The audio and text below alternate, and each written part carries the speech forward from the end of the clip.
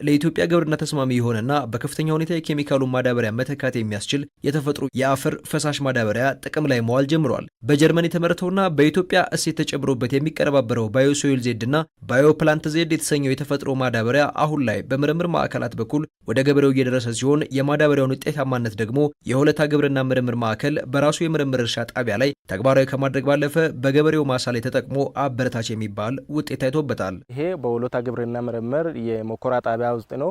እንደዚህ አይነት በአራት ገበሬ ላይ አለ። በጤፍ በስንዴ በገብስ እየሰራናና አሁን እንደዚህ በዚህ ደረጃ እንደሚታየው ያኛ አሁን ይሄ ምንም ማዳበሪያ የሌላች ናት። አንደኛ ፕሎቱ ይሄ ደግሞ በማዳበሪያ ብቻ የተዘራው ነው። ይሄ ደግሞ እንደሚታየው በባዮሶይልዝ እና ባዮፕላንቱ የተሰራው ነው።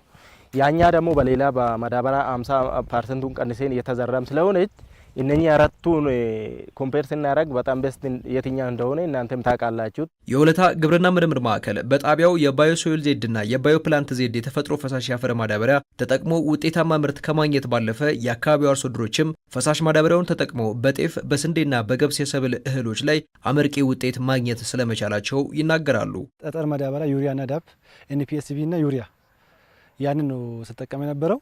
ነገር ግን አሁን ባዮሶይልዝን በዘንድሮ አመት ማለት ነው መጠቀም ከጀመርኩ ወዲህ ይሄን መሰለ ጤፍ ውበቱን ያማረ ቁመቱም ምርቱም የሚያምር ነገር ማለት ነው ሰርተናል። ባዮሶይልዝ ለሁለት ዙር ነው ተጠቀምኩት እዚህ ማሳ ላይ።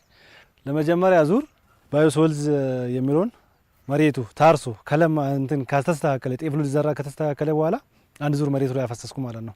እሱም በፈሳሽ ስለሆነ በመርጫ ነው ተረጨው። ከዛን ጤፍ በቅሎ 45ኛ ቀን ከሆነ በኋላ ደግሞ ባዮሶይልዝ ፕላንት አደረኩበት። እንደሚያምር እህል ማይቻል ማለት ነው። ብዙ ማዳበሪያ እንጠቀም ነበር መጀመሪያ። ይሄኛው ከመጣ በኋላ ከዘራም በኋላ ማዳበሪያ በጭማሪ እንትን እናደርግበት ነበር። ከዛም በፊት አሁን አንዴ ከዘራንበት ደግመን ማዳበሪያ እንዘራበት ነበር።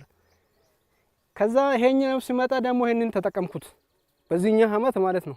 ይሄ የሚታየው እህል እንደዚህ ለውጡን አይተናል ማለት ነው። በዚህኛው እህል ላይ ተመሳሳይ ዝርያ ያላቸው ሰብሎችን በተመሳሳይ ማሳ ላይ የተፈጥሮ ፈሳሽ ማዳበሪያ ተጠቅመውና ሳይጠቀሙ የዘሩት አርሶ አደሮች ያገኙት ውጤት እጅግ አበረታችና የተለያየ መሆኑን ይናገራሉ። ልዩነቱን እንደምናየው ነው። ብዙ ሰዎች ያው አይቶም የሚናገሩት ነው፣ እኛም በአይናችን ያየ ነው። አንደኛ ተመሳሳይ ዘር በተመሳሳይ ካሬ መሬት ላይ በተመሳሳይ አፈር ላይ በተመሳሳይ ወቅት ዘርተናል። ነገር ግን ባዮሶይልዝ የተጨመረበትና ባዮሶይልዝ ያልተጨመረበት የጤፍ ምርት በጣም የሰማይና የምድር ያክል ልዩነት አለው። በጣም ልዩነት አላቸው ማለት ነው። ለምን ቁመቱም ውበቱም የዘላላ ፍሬ አያያዙ ራሱ የተለየ ነው። የእህል እድገት ላይ የእህል ለውጥ ላይ በጣም ለውጥ አለው። ያኛው ምን የተጠቀምነው ይሄ ፈሳሹ ማለት ነው። ባዮሶይል ዜድ የአፈር ለምነትንና ምርታማነትን የሚጨምር ፈሳሽ ማዳበሪያ ነው የሚሉት አርሶ አደሮቹ ይህ የማዳበሪያ አይነት ሰብሉ ከመዘራቱ አስቀድሞ በመሬቱ ላይ የሚረጭ መሆኑን ተናግረዋል። ባዮፕላንት ዜድ የተሰኘው ፈሳሽ የአፈር ማዳበሪያ ደግሞ ሰብሉ ፈጣን እድገት እንዲኖረውና ምርታማነትን የሚጨምር ሲሆን ይሄኛው የፈሳሽ ማዳበሪያ አይነት ሰብሉ ከተዘራ በኋላ የሚረጭና በሰብሉ ግንድና ቅጠል እንዲሁም ፍሬ ላይ ከፍተኛ ውጤት ማምጣት የሚችል ነው ብለዋል። ከዛ ባለፈ የተፈጥሮ ፈሳሽ ማዳበሪያውን የተጠቀሙ አርሶ አደሮች ከዚህ ቀደም የኬሚካል የአፈር ማዳበሪያ ሲጠቀሙ ሰብሉ በተባይና ፈንገስ እንዳይጠቃ ይጠቀሙ የነበረውን ጸረ ፈንገስና ጸረ ተባይ ሳይረጩ የተሻለ ምርት ማግኘታቸውንም ይገልጻሉ። ባዮሶይልዝን ተጠቅሜያለሁ። ለምሳሌ ባዮሶይልዝ የተጠቀምኩትን መሬቶች ጸረ ፈንገስ አልተረጨም እስካሁን ማለት ነው። ጸረ ፈንገስ እንደውም አልተረጨም። ይሄ አሁን እንግዲህ ዶክተሮችም ተመራማሪም አይቶ ማረጋገጥ የሚቻለው ይሄን ጤፍ ማለት ነው። የዋግ መድኃኒት ሳይረጭ ጸረ ፈንገስ ሳይረጭ ባዮሶይልዝ ብቻ በመረጨት ይሄን አክል ቆይቷል። መሰል የተፈጥሮ ማዳበሪያዎች በአርሶ አደሩ ሕይወትና ምርት ላይ ተጨባጭ ውጤት ከማስገኘት ባለፈም እንደ ሀገር ለማዳበሪያ ግዢ የሚወጣው ከፍተኛ ምንዛሬን ለማስቀረትም ያስችላል ተብሏል። እኛ ሀገር የምናስገባውን የኬሚካል ማዳበሪያን በመተካት እንግዲህ ቀስ እያለ በሂደት በመተካት አንደኛ የውጭ ምንዛሬን ያድናል። ያው ሁለተኛ ጭራሽ መንግስት ደጉሞ ከሚያስገባው በድጎማ ከሚሰጣቸው በታች አድርገን ለመስጠት ነው ለገበሬው ጥረታችን። እንደዛም እያደረግን ነው፣ እንደዛም ለማድረግ ነው ሀሳባችን። ምን ያክል የነባሩን ማዳበሪያ ትንሽ ሊያስተነፍስ ይችላል የሚለው ነገር በጥናትም ጭምር የተረጋገጠው ከ35 እስከ 40 ባለው ሊተካ ይችላል ነው። ይሄ ማለት ሁለት ምርት ነው ያለን። ባዮሶይል ለአፈሩ የምንጠቀመው ነው።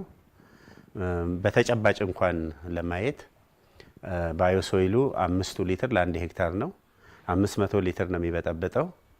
ባዮፕላንቱም በተመሳሳይ ሞዳሊቲ ነው የምንጠቀመው።